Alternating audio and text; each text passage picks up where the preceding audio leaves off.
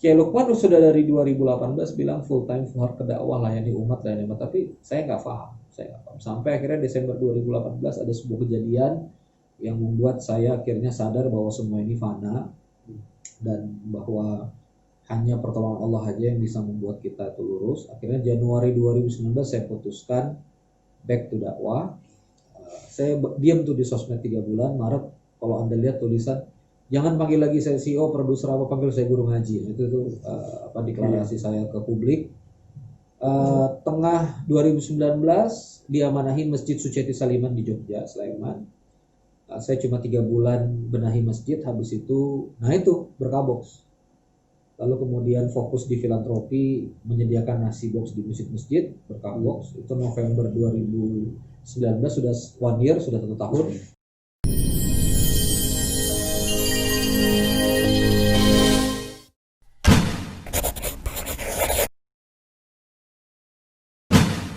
Assalamualaikum warahmatullahi wabarakatuh.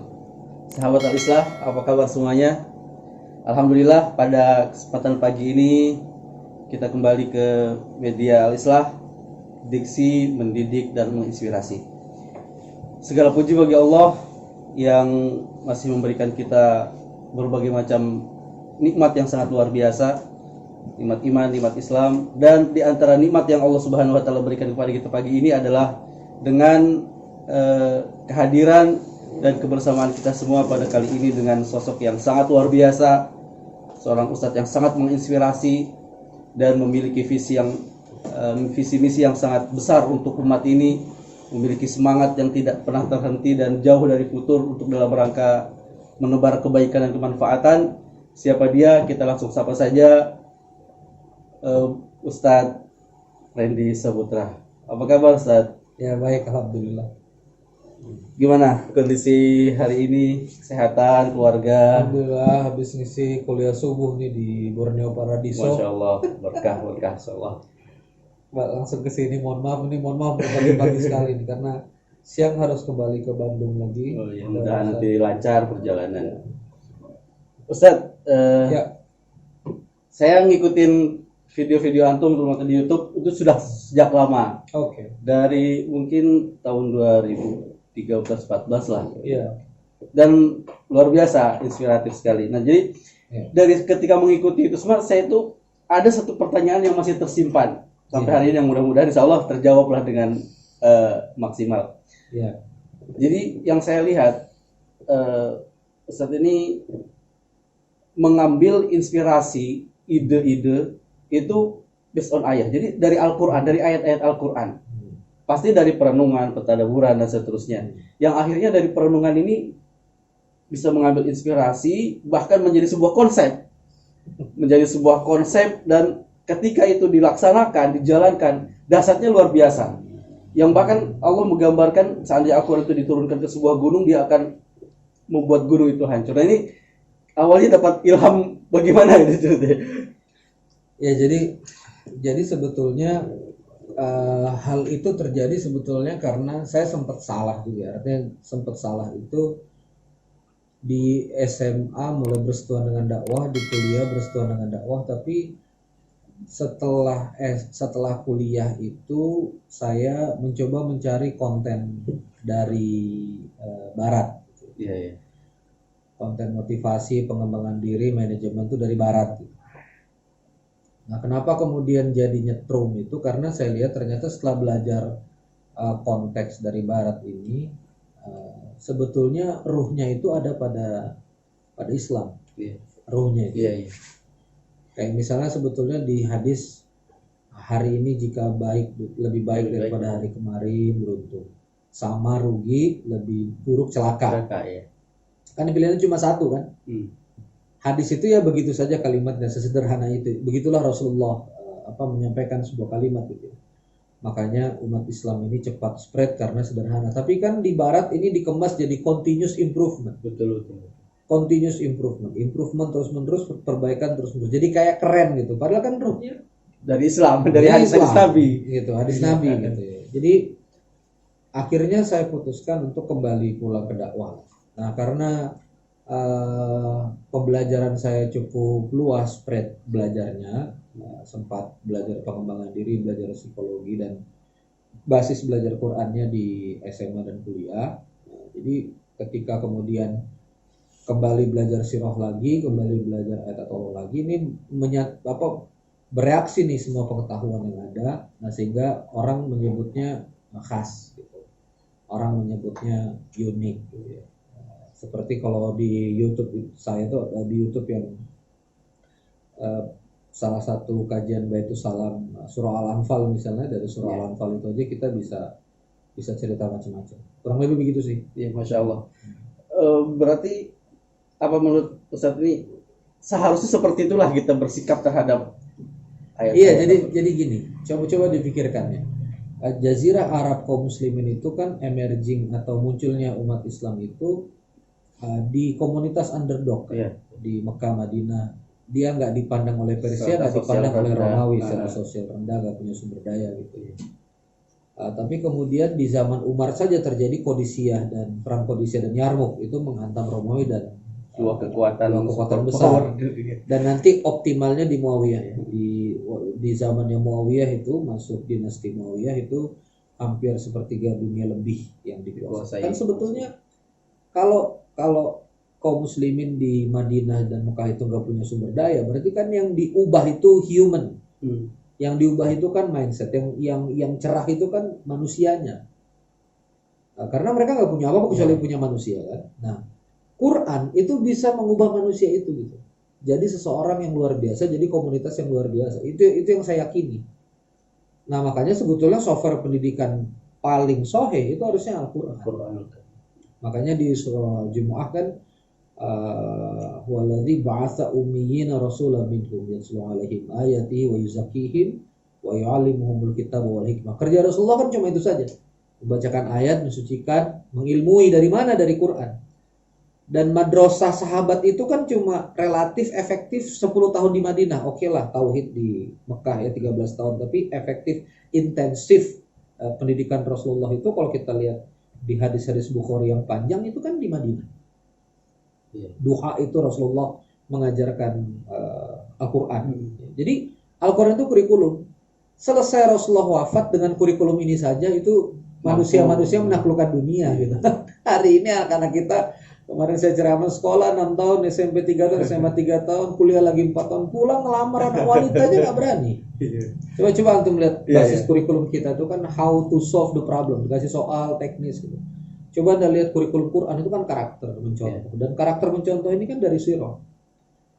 Kesabaran Nabi Ayub, perjuangan Nabi Musa dan Bani Israel, kesabaran menghadapi tiran, kesabaran Nabi Ibrahim menghadapi Namrus, itu kan pelajaran.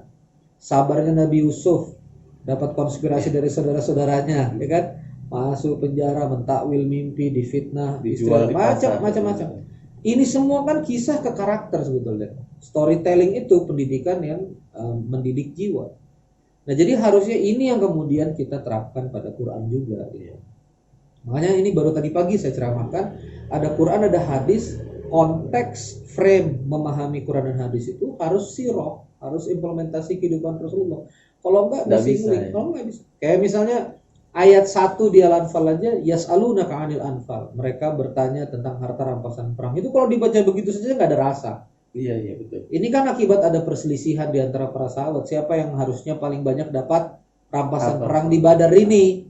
Apakah front line yang pertama, apakah di belakang, apakah yang menjaga Rasulullah? Semuanya merasa berjasa.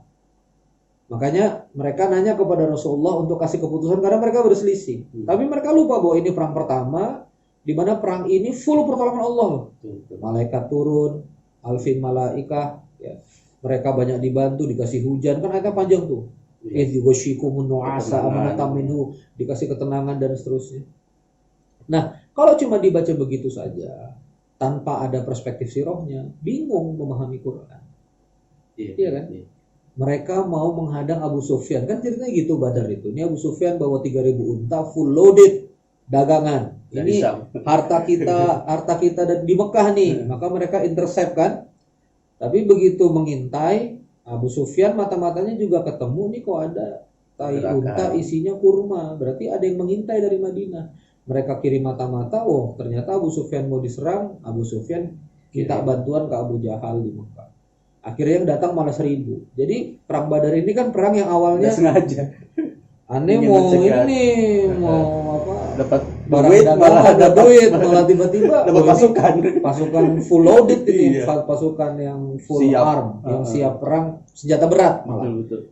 Kaum muslimin itu dalam riwayat punya cuma bawa kuda 3, unta 30. Mereka 300-an, sementara kafir Quraisy Abu Jahal 300 kuda, 700 unta. Jauh perbedaan. Jauh, tapi kan babak belur kan. Betul. Nah, tapi begitu babak belur menang, kok nggak ingat Allah malah ribut. Nah, maka ini konteksnya di manajemen juga begitu. Kadang-kadang kita bisnis waktu startup kompak, iya nggak sih? Waktu ada duit mulai ribut. Iya, Manusia. Nah, ini sebenarnya pendidikannya di Quran yang Sudah terjadi sejak udah terjadi. dan solusinya ada di Al-Quran. Ada terjadi. Jadi ngajarin Quran dan ngajarin Islam ke anak-anak itu pakai itu. Sejarah ya sirah. Nabi Sulaiman, singgasana Balkis dalam kedipan mata kan, orang berilmu mindahin. Nabi Sulaiman mengatakan, hadza min fadli Rabbi. Ini adalah karunia Rabb. Sementara Qarun mengatakan, innama ala utituhum ala ilmin indi. Semua karunia datang karena pikiran dan kepalaku. Itu kan pendidikan untuk generasi sekarang. Janganlah kamu merasa pintar, semua karunia Allah. Zulkarnain setelah membangun tembok besi untuk Ya'juj Ma'juj, hadza rahmatum mir Rabbi. Kan sama konsep. Nah, itu begitulah cara mengedukasi umat harusnya. Jadi hidup gitu ayat itu. Terus untuk menanamkan, ya kalau kita anggap ini software kalau ibaratnya hal-hal yang ada dalam Al-Quran itu kita ibaratkan software untuk manusia. Nah itu bagaimana penanamannya sehingga terbentuk mindset yang jelas, terus jiwanya terbangun, pola pikir, mentalitas, sehingga melahirkan manusia-manusia yang dahsyat berkualitas itu gitu. Ya, jadi yang pertama kan kalau kita lihat metodologi Rasulullah kan dibacakan yatlu alaihim ayatihi. Maka kalimat dibacakan itu karena dulu Al-Quran itu memang begitu disampaikan dan sahabat itu hafal, memang yang pertama adalah mampu membacanya dan menghafalnya. Artinya kalau bahasa para hafiz itu filenya dimasukin dulu di kepala gitu loh. Tapi itu baru hufaz. Sebetulnya ada level di atasnya hafiz, yaitu hamil. Maka kan hamilul Quran. Makanya di zaman Rasulullah itu kan tidak ada sebutan hafiz. Ya betul. Tapi ya bukan membid'ahkan hafiz yang sekarang, nggak sama sekali. Artinya ruh yang harus kita pancang adalah bukan sekedar hafal, tapi betul-betul ngandung Quran, hamil Quran, hamilul Quran. Nah, maka setelah bisa membacanya dengan baik, tahsin, tartil, makhraj, sifat hurufnya benar, menghafal. Setelah menghafalnya dia masuk dalam jiwa, lalu kemudian memaknainya. Ya memang mau nggak mau memang harus kajian panjang. Kajian panjang. Saya pun juga mencicil gitu. Masuk Taubah gitu kan, Uhud ya. Dari Badar 5 Hijriah. Nanti masuk pembahasan Al-Kahfi, Zulkarnain. Saya pun tafsir mencicil gitu pelan-pelan, tapi ada progres. Rasulullah pun kan 22 years, 22 tahun gitu kan. Tidak terburu-buru. Jadi saya rasa itu. Nah, makanya saya nyambung nih. Pendidikan anak-anak yang dasar itu sebetulnya Quran. Jadi Quran itu pondasinya. Nah, di atas Quran itu barulah nanti ilmu engineering, teknik, ilmu apa dan segala macam. Inilah yang terjadi di zaman kejayaan Islam ketika Quran jadi pondasi, lalu kemudian mereka dapat ilmu fisika, kimia. Nah, ilmu-ilmu ini digunakan maslahah untuk umat karena pondasinya Quran. Jadi secara bahasa kita, saya orang Banjar ya, Kalimantan Timur. Jadi jar guru-guru itu berkat ilmunya. Jadi berkat itu kenapa? Karena dia dibuku sama Quran. Sekarang kan punya ilmu keuangan jadi ngebohongin laporan keuangan, punya ilmu akuntansi jadi ngebohongin fraud, punya ilmu engineering bangun jalan jadi nyuri aspal. Jadi ilmunya senjata ilmunya itu jadi mafsadat, jadi kerusakan karena memang nggak dibungkus. Karena nggak dibungkus dengan Quran itu sih. Thank you. Kemudian Ustaz, dulu kan Ustaz eh, alhamdulillah disukseskan oleh Allah Subhanahu wa taala dengan kerja keras, bahkan termasuk arahan atau bimbingan dari Bu Tika ya dulu Ya, sebagai owner, dan sebuah ya pakaian lah, yang pakaian muslim yang bergerak ya untuk dewasa dan anak-anak. ya, Bahkan dulu sebagai CEO ya, atau ya sempatnya. operasional lah, Operasional. banyak bebannya di marketing. Iya, bahkan sampai jarang ke rumah, nginep di tempat kerja dan seterusnya. Dan sampai akhirnya sekarang lebih banyak menghabiskan waktu dan pikiran semuanya untuk didakwah di Islam. Nah, ini bagaimana transformasinya, mungkin sedikit bisa sharing lah. Jadi saya termasuk yang sangat intens sekali menyambut dakwah waktu saya SMA. Yeah. Saya SMA 1 Balikpapan, dan tahun saya masuk SMA 1 itu 2001. Kalau Anda ingat, 2001 itu terjadi namanya emerging, munculnya merebaknya semua harakah Islamnya di Balikpapan. Karena kan pasca 98 reformasi, 99 dulunya gerakan-gerakan Islam yang ditekan oleh Orde Baru itu bermunculan, dan 2001 itu perwakilan duta harakah itu mulai penetrasi di Balikpapan. Di Balikpapan ini kan tidak ada anak kampus kan, ada anak kampus tapi rata-rata ke Jawa. Jadi sasarannya SMA saya. Iya. Nah, jadi SMA saya itu tempat pool berbagai macam pikiran harakah Islamiyah. Saya nggak bisa sebut apa-apa macam-macam, tapi Anda bisa bayangkan kelas 1 SMA itu kira-kira semester 2-nya saya sudah menghabiskan buku-buku pergerakan. Masya Allah. Ya, yang berat-berat gitu. Masuk ke perkuliahan juga sama, intens di dakwah. Tapi karena mungkin keberislaman saya itu, saya rasakan belajar atau marhalahnya itu lompat gitu. Dari yang harusnya perlahan dulu mengenal, saya langsung lompat ke pemikiran. Saya jujur aja nggak step by step gitu. Ya, kalau saya boleh sebut langsung ya. Anda bisa bayangkan saya sudah baca buku Senandung Jihad Abdullah Azam, balada Jihad Abdullah Azam, Yusuf Kordowi bersama Ikhwanul Muslimin, Hasan Al-Banna, itu buku-buku berat itu. Anak satu SMA. Fatiakan Said Kutub. Saya ngikutin Ihsan Tanjung yang Ma'alim Fitorik. Buku-buku terlarang semua ini yang dibaca ini. Papa saya itu sampai khawatir. Saya, dan pada saat itu kan, mohon maaf, Ambon Poso juga lagi meletus. Balikpapan ini kan termasuk yang dia dekat Makassar, sana Ambon, jadi mujahidin juga banyak. Saya bersentuhan lah. Kalau dibilang join sih enggak, tapi saya bersentuhan dengan nilai-nilai itu. Mungkin karena itu di kampus itu saya sudah mulai saturated banget, dan jujur selesai dari kampus itu saya putuskan nampaknya dakwah-dakwah ini gak relevan. Maksudnya gak relevan itu tanda petik murtad harakah ya. Maksudnya saya jadi muslim biasa aja lah. Futur sebetulnya. Actually futur. Saya putuskan untuk saya coba cari cara sendiri, dan pada saat itu saya melihat dunia training itu wasilah. Saya bisa bawa Islam pakai konteks pengembangan diri. Saya bisa bawa Islam pakai baju jas. Makanya kalau Anda lihat acara saya di Semangat Langit Trans TV kan pakai jas yang Transvision ya.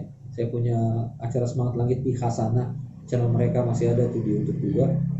Saya pakai jas, gayanya udah bukan kayak gaya pengajian pakai layar gitu. Tapi kemudian, dan saya juga ya entrepreneurship dan segala macam. Tapi kemudian memang panggilannya itu sangat kuat di dakwah.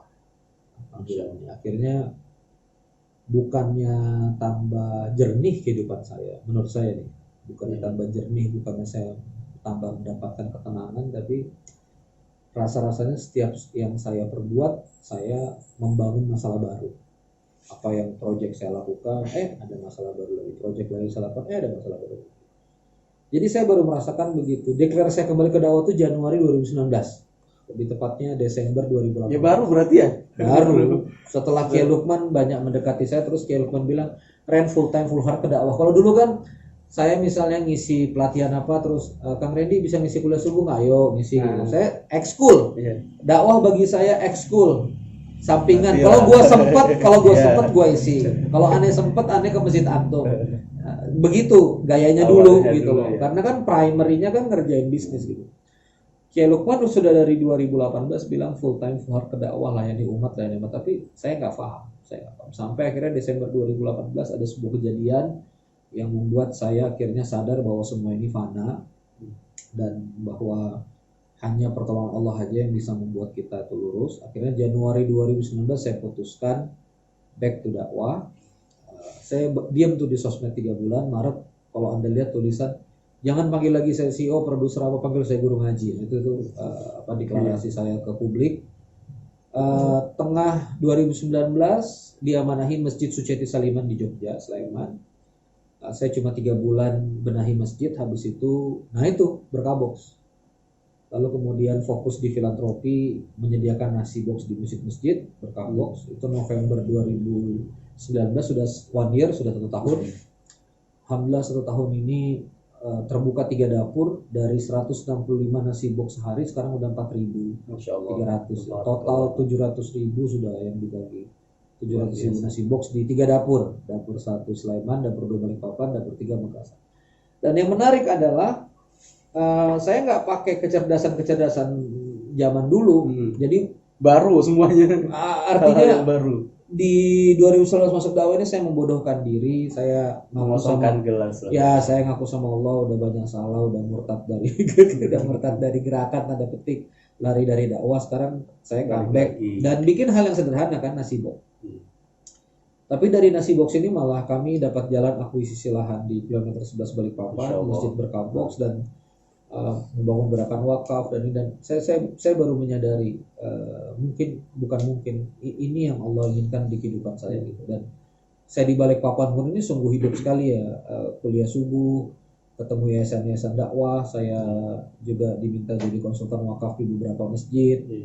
Saya menggerakkan anak muda gitu, lalu kemudian banyak yang konsultasi.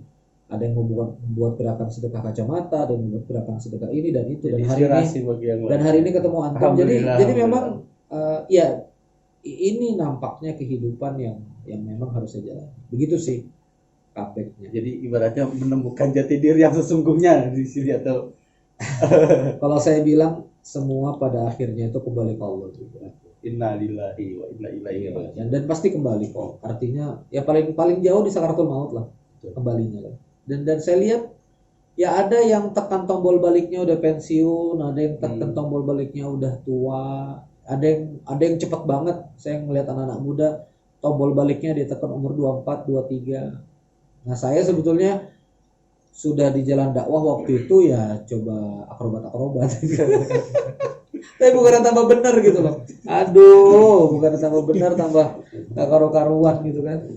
Gitulah pengakuan dosa. Tombol balik yang tadi peristiwa membuat akhirnya balik lagi itu bisa nggak sedikit diceritakan atau harus disimpan aja enggak? Gini, saya dulu sangat kental dengan istilah pemberdayaan. Saya kumpulkan pengusaha-pengusaha, saya kumpulkan saudagar-saudagar, saya ajarin bisnis. Saya bangun narasi, kalau misalnya ente mau maju, yuk kita belajar bisnis, yuk kita ngumpul, kita sebagai UMKM harus sama-sama bangun network dan segala macam. Ya, mudah-mudahan dengan kita kumpul ini kita bisa bangun bangsa nih, menggerakkan, melakukan perubahan. Oh iya, pengusaha. Nah, secara natural kan pengusaha kan memang taking profit ya, mereka mencari profit dan mereka berdagang transaksional gitu. Ya pada kenyataannya jalan itu tuh nggak bisa ditempuh karena secara natural kan pengusaha kan mikirkan dirinya, nggak bisa juga kita ajak berkorban lebih jauh, masing-masing punya tanggung jawab masing-masing. Sementara kalau gerakan sosial itu kan berkorban ke orang, betul. Dan saya lihat juga Rasulullah nggak ngumpulin pengusaha. Rasulullah sirah yang kita baca seperti itu. Rasulullah itu mendidik banyak berkorban. Rasulullah itu kan mendidik umat. Ada juga akhirnya muncul pengusaha, tapi kan Rasulullah mentarbiyah umat. Yang diajarin itu Quran. Dari Quran itulah ada yang jadi buruh dapat ujroh, ada yang jadi ada yang meniti jalan keilmuan, ada yang jadi pengusaha, tapi kan basisnya Al-Quran. Rasulullah tuh mendakwah itu kan, berdakwah itu kan mengembalikan ke masjid gitu ya. Baru masyarakat bisa berubah gitu loh. Nah, makanya saya merasa bahwa di Desember 2018 itu saya baru mulai masuk logika kalau misalnya ini tuh jalan yang bagi saya pribadi, mungkin bagi orang tepat ya. Tapi bagi saya pribadi ini get lost ya. Ini get lost. Capeknya iya, berkorbannya iya, babak belurnya iya, nanggung beban ini itu iya, pikiran juga siang malam pasti udah dan dampaknya ke masyarakat nggak ada gitu loh. Iya. Sementara saya lihat seorang Kiai Lukman di Pontianak ngurusin masjid, jauh di sana, bisa tapi bisa nyuplai, ya bisa nyuplai 610 ton ke 3.000 pondok, punya jaringan pasukan amal soleh 3.000 orang, santrinya juga ikhlas tulus mau berkorban. Ustadz ini mobil saya, Ustadz ini velfare saya, Ustadz ini ruko saya. Masya Allah. Dalam kepala saya, aneh punya pasukan pengusaha kok nggak kayak gitu? Kan ini pengusaha. Jadi terbalik otak saya di situ. Saya tiba-tiba langsung flip, get lost. Saya merasakan get lost. Dan ya udah, mudah-mudahan dikasih waktu kembali. Saya menghargai ada entitas pengusaha yang tetap berkumpul. Itu tuh tidak salah sama sekali. Jadi jangan difahami, oh berarti kumpul-kumpul pengusaha salah. Bukan. Karena gini loh, Allah itu kan menciptakan kita itu kan ala syakilatihi. Itu sesuai dengan syakilah. Seperti itu tahu syakilah itu kan sesuai dengan cetakan. Iya. Mungkin cetakan Anda enggak DNA-nya lah masing-masing lah ibaratnya kayak gitu. Kayak Lukman bilang ke saya, udah anta mualim katanya gitu. Dan memang begitu saya di situ. Dan kemarin saya jalan-jalan untuk bantuin ada satu unit usaha kawan soleh juga, pengusaha soleh di Samarinda. Jadi saya secara kompetensi tetap dampingin pengusaha, tapi kita pilih hari ini.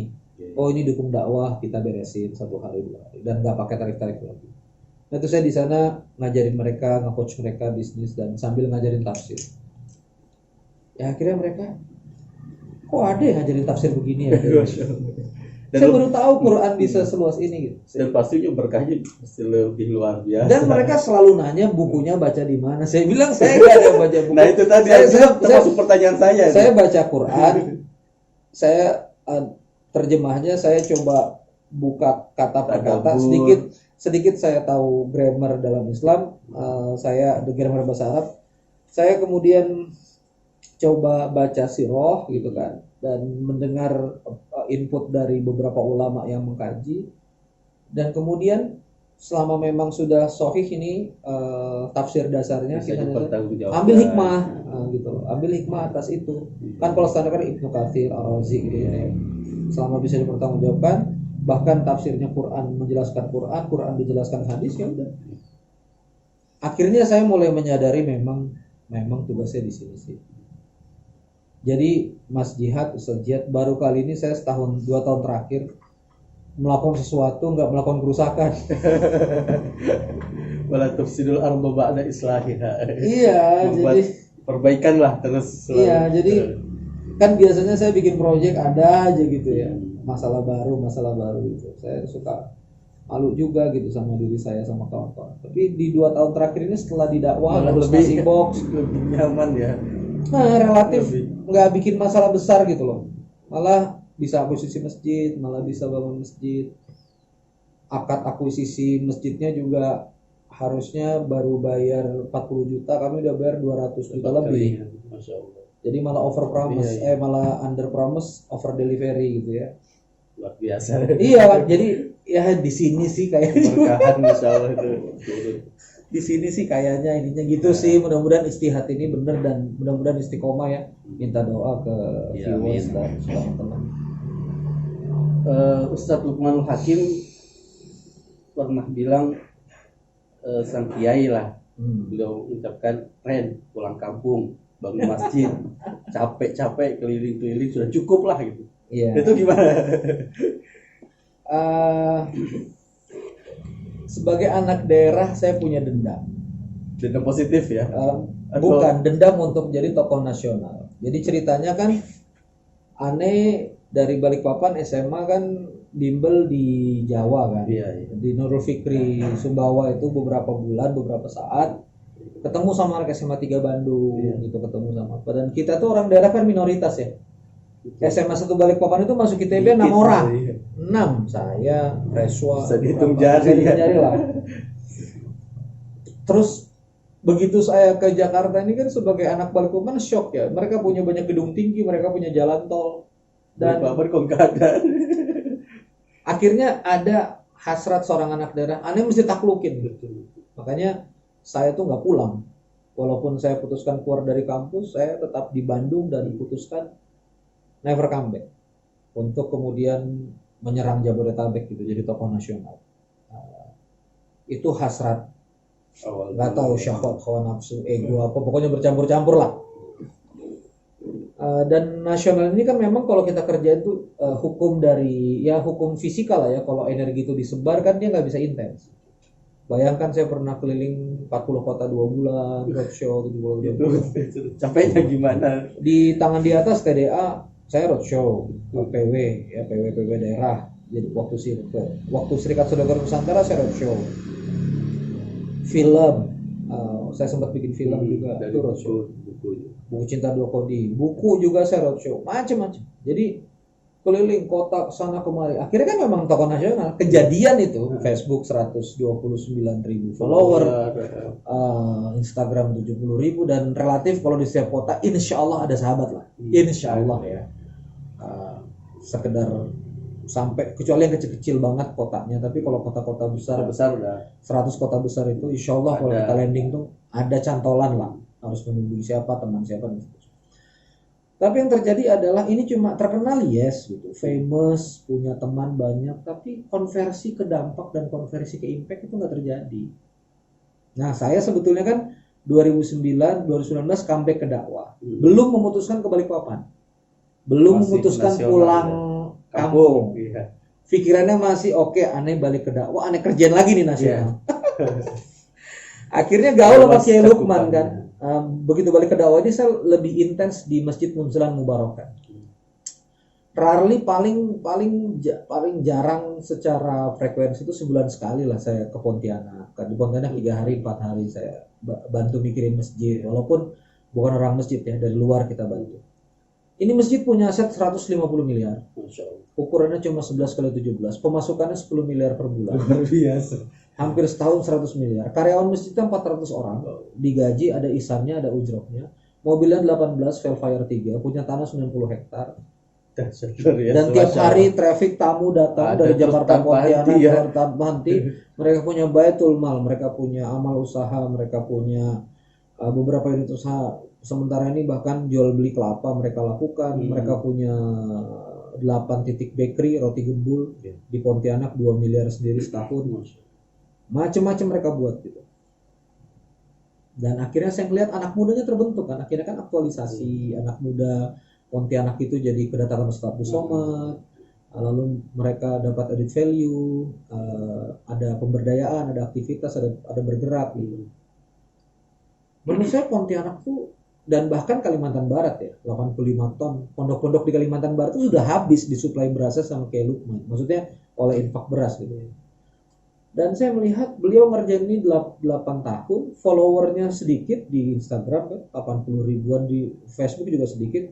Kiai Lukman tuh relatif tidak famous, tapi jadi salah satu Ustadz Barisan Bangun Negeri. Kan ada Ustadz Barisan Bangun Negeri Nasional, Ustadz Abdul Somad, Adi Hidayat, Salimah Filah, Muhammad, termasuk seorang Kiai Lukman yang nggak terkenal dan punya follower paling sedikit. Masih muda lah, termasuk. Ya kalau semuanya kan masih muda, Ustadz Hanan juga masih muda, 36 tahun. Cuma Ustadz Lukman ini nggak famous gitu. Tapi karena dia punya dampak, dia punya program dan terbukti bisa melakukan sesuatu, akhirnya takluk juga. Anda bisa bayangkan loh, lahir masjid Kapal Munzalan Pontianak, Kutai Kartanegara, Bone, nanti Balikpapan menyusul, Bogor menyusul. Ada nggak masjid franchise yang nggak ada ya? Cuma sosok 36 tahun menetes di Pontianak, pelan-pelan menghindari banyak undangan-undangan nasional dan bangun masjid. Makanya saya tuh akhirnya memutuskan, udah deh kita kerjain deh garis pantai timur. Kalimantan ini. Kalau dia di West Coast, di tepi barat, kita tepi timur. Iya. Kota ini juga kota Ya artinya saya pulang, dan kepulangan saya ini saya cukup serius banget nih. Jadi antum bisa bayangkan energi yang biasa saya tumpahkan di Indonesia, kali ini tuh saya tumpahkan di Balikpapan. saat Balikpapan. Memang ini goyang nih Luar biasa. beberapa hari Balikpapan ini, karena jujur saya tahu betul karakter orang Balikpapan karena saya orang Balikpapan. Iya. Santai, karena kita tidak macet, Iya. gak usah gini, karena hidup ya lumayan enak lah, walaupun migas check out apa, tapi untuk makan aja insya Allah ada gitu. Saya tuh di Balikpapan itu kayak kemarin satu hari saya bisa bikin 6 forum, kuliah subuh, ketemu pengusaha, ketemu kita meresonansi banyak hal gitu. Dan artinya kepulangan saya ini serius banget, menggerakkan lagi sumber daya. Ada yang punya tanah di Samboja, akhirnya alhamdulillah setelah ketemu kita mudah-mudahan berkomitmen membangun pondok. Jadi pondok dengan agro kita push itu.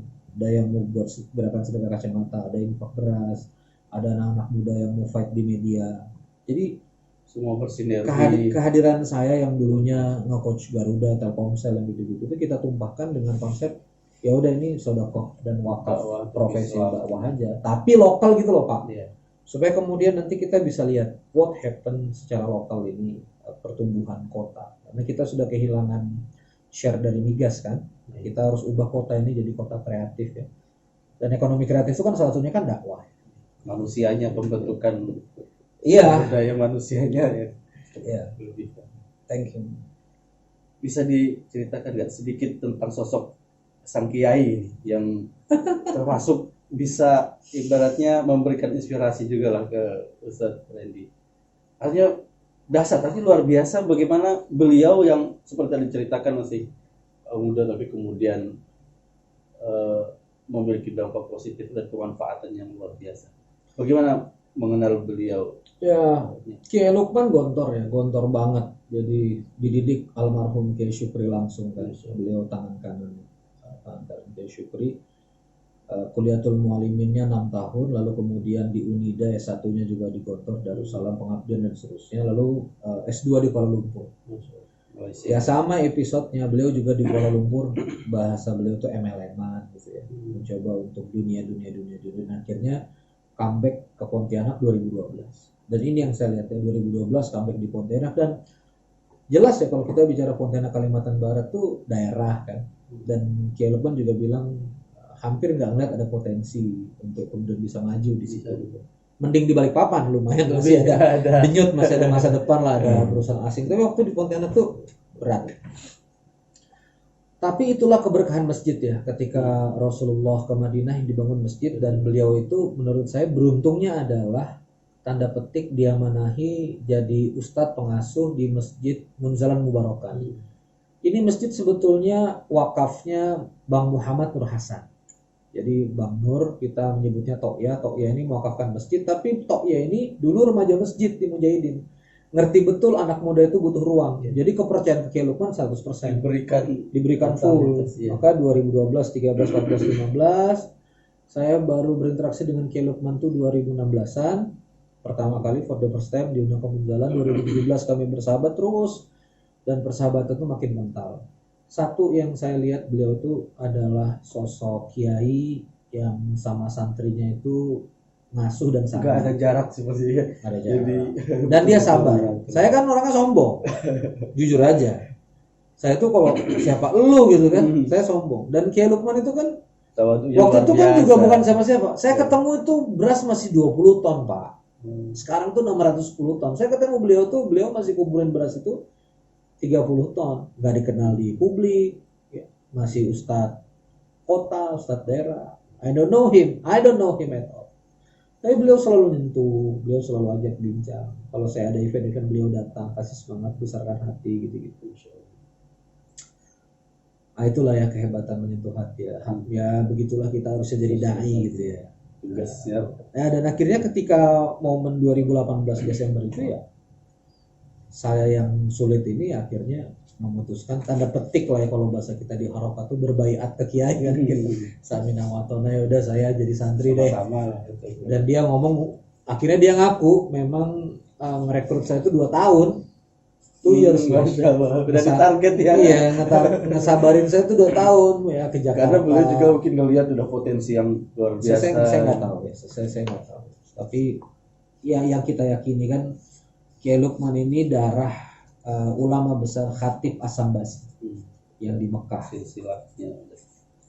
Dan saya memang nenek kandung yang di Pasar Baru, Syarifah Putri Habib Salim, tapi nenek nikah sama orang biasa dari Mandi Papua, kakek saya. Jadi memang tanda petik kalau sanad habaibnya ya putus. Tapi darah itu Ada ke Syekh masih. Arsyad Al-Banjari.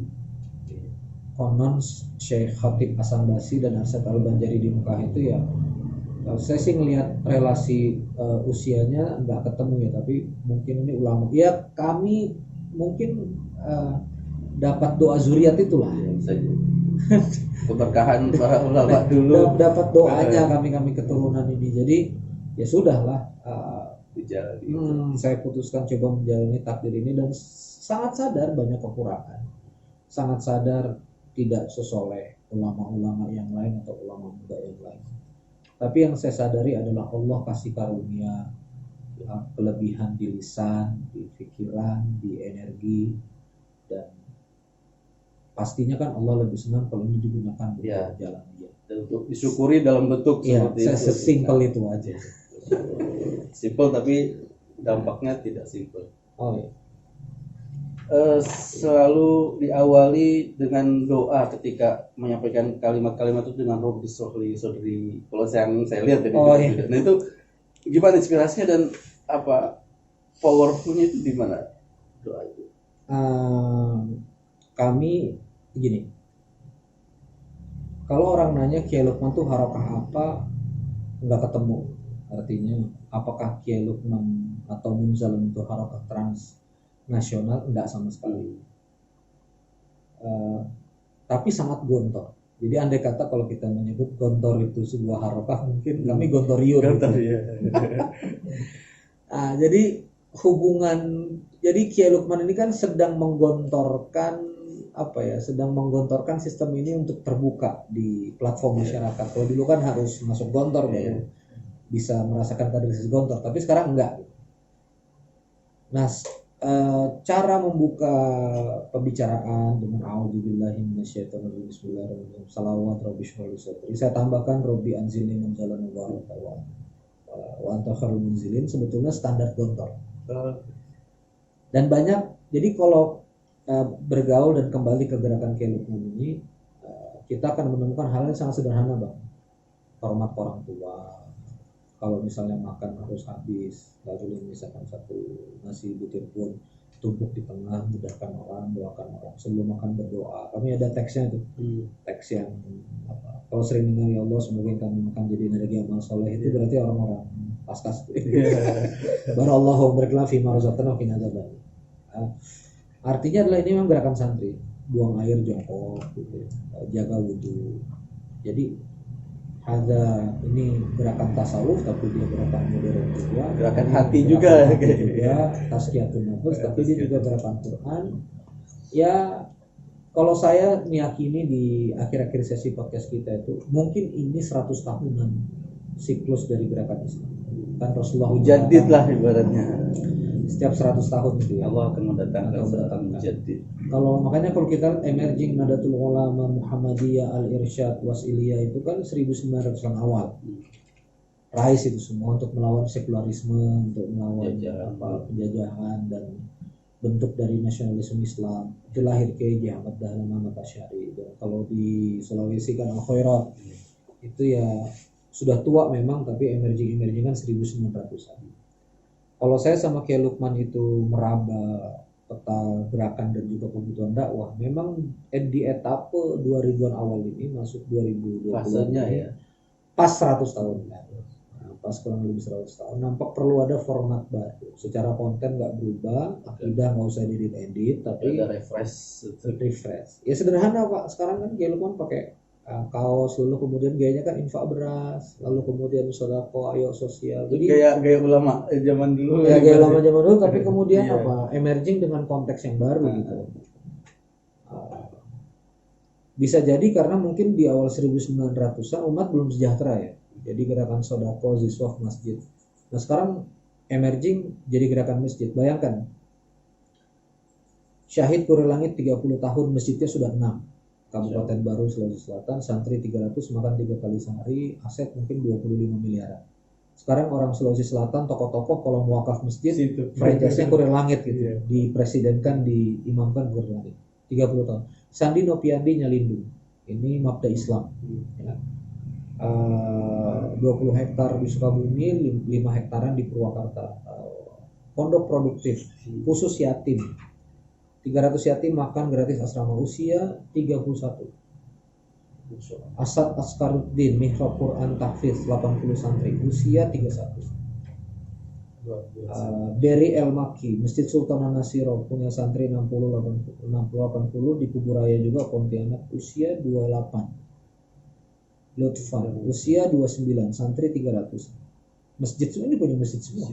Masjid dan semua punya pondok, punya santri, punya jamaah. Saya usia 34, Kiai Lukman usia 36, nanti Bang EN Ismu Yahya Masjid itu usia 36. Ini luar biasa, gelombang rising yang luar biasa ya.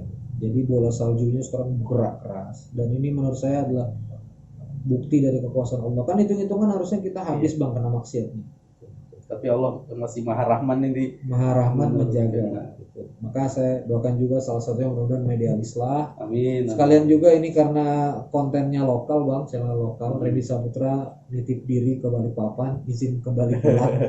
Jadi saya di sini fix Jumat Sabtu Ahad bang, mudah-mudahan. Start mulai tahun depan. Agenda fix saya sholat subuh berjamaah. Sholat subuh berjamaah, kajian subuh di Masjid Berkabos. Cuma itu aja. Habis itu sarapan gratis di masjid sampai syuruk Jumat Sabtu Ahad itu. Nah, sampai isyaknya saya melayani umat. Silakan nanti Bang Jihad, kawan-kawan Media Islah, kalau kita mau bangun konten lagi, bikin apa. Nah, ini saya membuka diri. Sudah wakaf diri Jumat Sabtu Ahad itu ada. Ahad sampai Zuhur ada di sini, nanti baru take off lagi ke Jawa. Entah take off ke Jawa, entah take off ke Senin, Selasa, Rabu, Kamis tuh pokoknya jadwal saya untuk intensif kerja ya, ngerjain hal-hal yang primer. Tapi Jumat Sabtu Ahad di Balikpapan betul-betul dedicated bantu warga. Jadi kerjaan saya tuh sekarang sarapan warungnya ini, doain, makan siang warungnya ini, tapi justru keberkahannya itu dari situ ya. Makan malam di warung ini. Ngobrol-ngobrol di sarapan, besarkan hati orang, kita develop. Saya rasa demikian. Thank you. Ya, mudah-mudahan Allah tetap memberikan amin ya Allah, mohon doa, penjagaan, penuh kelemahan, penuh aib. Terakhir mungkin ada pesan-pesan untuk sahabat-sahabat semua ya. Inti sehari dari kehidupan yang sudah dijalani ya, atau apalah. Ya, jadi sedikit saja. Kalau kita lihat di awal surah Al-Isra itu kan subhanalladzi asra bi'abdihi lailan minal masjidil haram ilal masjidil aqsa. Ada yang menarik ketika kalimat itu memperjalankan hamba, bukan kalimatnya aku dialah yang perjalankan nabi atau manusia, tapi hamba. Jadi kalau Kiai Lukman mengajarkan kepada saya itu secara private, bahkan dia sentuh hati kami semua. Kalau kamu kepada Allah jadi hamba, kamu kan diperjalankan dari kebaikan ke kebaikan. Dan di surah An-Najm itu kan Allah itu kan agna wa aqna, yang mengkayakan dan mencukupkan, tidak ada miskin, bukan memiskinkan ya. Iya. Padahal yang sebelum itu kan ayat-ayatnya tawa sedih, ya, hidup mati akhir. Khususnya lah ibaratnya. Ya, tapi untuk kita ayat ini bukan agna wal masakin ataupun wa afqar atau wa may yattaqillaha yaj'al lahu makhraja yarzuqhu min haitsu. Kalau misalnya kamu takwa, Allah berikan solusi. Jadi sebetulnya sih saya menemukan gini, kalau hidup kita itu taat-taat aja, subuh berjamaah, taat birrul walidain, selamat sih. Sudah lebih dari cukup, Allah akan memberikan. Sorry banget. Ini kalau overtime minta maaf banget. kalau saya lihat generasi kakek kita, generasi kakek saya misalnya di operasi di Pasar Baru, anaknya semua oil and gas company. Jadi semua udah kerja helikopter apa segala. Coba masuk ke generasi ketiga, kami nih cucu-cucu. Mohon maaf nih, nggak semuanya loh cemplung. Tapi kakek saya, amalan kakek saya, ya mulai tahajud, ngaji ke guru syarwani, ngaji kitab, lurus, pembacaan dari jam 2 sampai subuh. Artinya apa? Orang tua kita punya keberkahan. Yang ceramahnya Ustaz Yusuf Mansur jual kelapa 3, anaknya bisa kuliah. Kita sih ngomong, oh iya zaman dulu kan Pak Harto itu baru ada BHMN kan, baru sekarang SPP murah. Ya kali-kali nyangkut juga karena keberkahan kita hilang. Jadi kalau saya sih makanya saya keliling-keliling kan udah berbang taat dulu. Kan banyak yang udah nanya, Kang ini gimana pemberdayaan ekonomi supaya kita bisa mensolusikan ekonomi kreatif kota ini, taat dulu. Solikan diri dulu. Sama-sama kita sujud dulu gitu. Kita nggak usah ngomong pemberdayaan deh kalau misalnya ente Masih karaoke masih di mana-mana, sholat subuh masih setengah saf gitu kan, Quran masih jauh. Coba deh satu Balikpapan ini anak-anak mudanya birrul walidain sama orang tua. Coba deh subuh berjamaah, pegangnya Quran, beres kota ini. Dan itu janji Allah kan. Iya. Lau yang anak ahlul qura surah Al. Saya rasa Ustaz Jihad lebih ini. Kami nitipkan diri, saya juga izin bersahabat dengan Ustaz Jihad.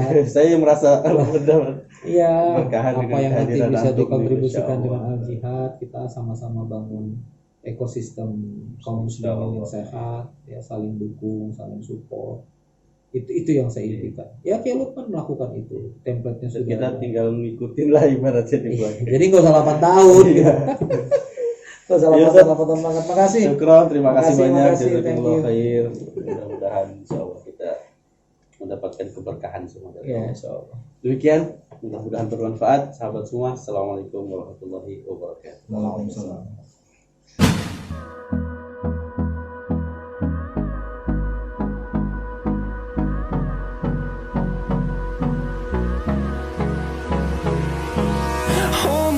Till I get up, time is barely on our side. I don't wanna waste what's left.